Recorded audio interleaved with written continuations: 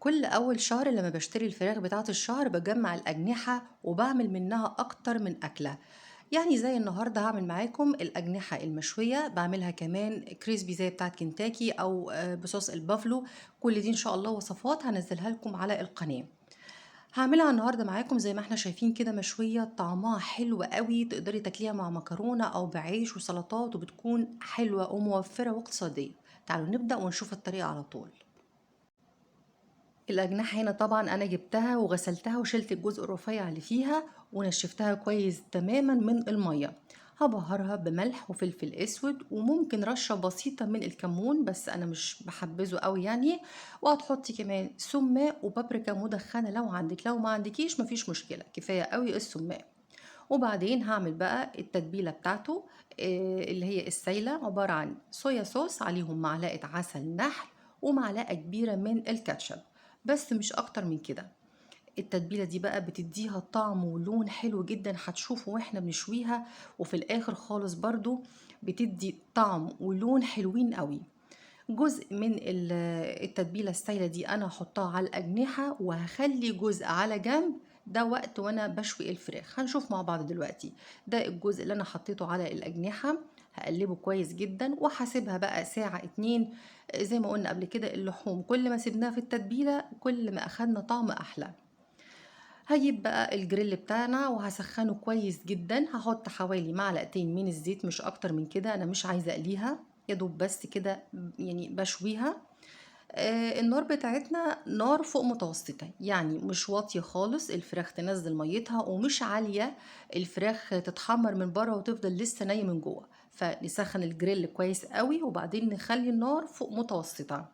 هنزل بقى بقطع الأجنحة وهفضل اقلب فيها مرة على الجنب ده ومرة على الجنب ده لحد ما اتأكد ان الفراخ الاجنحة استوت.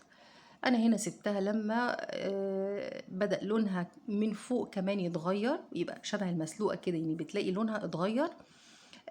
ببدأ بقى اقلبها على الوش التاني وهرجع تاني اقلبها على الوش الاولاني، يعني علشان اتأكد ان الاجنحة مش بس خدت لون، لا دي كمان استوت من جوه.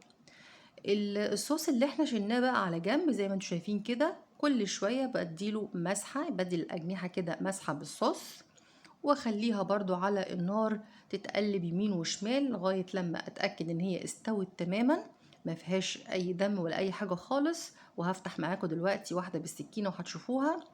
وبعدين هعلي النار بقى شوية بسيطة خالص علشان الفراخ نفسها تتحمر وتاخد لون. بصوا هنا انا بفتحها معاكم، مفيش بقى لون مش حلو يعني، مش بتنزل عصارة بتاعتها، لا كده يبقى استوت تماما. طلعتها وفي نفس الجريل هحط طماطم، ممكن تحطي جزر، بصل، فلفل رومي، اي خضار عندك حابة تشويه حطيه بيكون معاه حلو قوي. حطيته بقى في طبق التقديم وزينته بالبقدونس والطماطم اللي احنا شويناها. زي ما قلتلك تقدري تعمليها مع مكرونة، رز، عيش وسلطات خضرة وطحينة. تقدري تقدميها بالطريقة اللي انت حباها. زي ما قلت لكم ان شاء الله هعمل لكم برضو اللي هي الكريسبي اللي هي زي الكنتاكي وصوص البافلو. ممكن كمان نعملها محمرة ونرش عليها شوية ملح وفلفل اسود، برضو بتكون طعمها حلو قوي، سهلة وسريعة وطعمها حلو جدا واقتصادية. وبجد اتمنى تجربوها. اتمنى وصفة النهاردة تكون عجبتكم، ما تنسوش لايك وشير وسبسكرايب لو عجبكم الفيديو. نتقابل في وصفة جديدة وفيديو جديد واشوفكم على خير.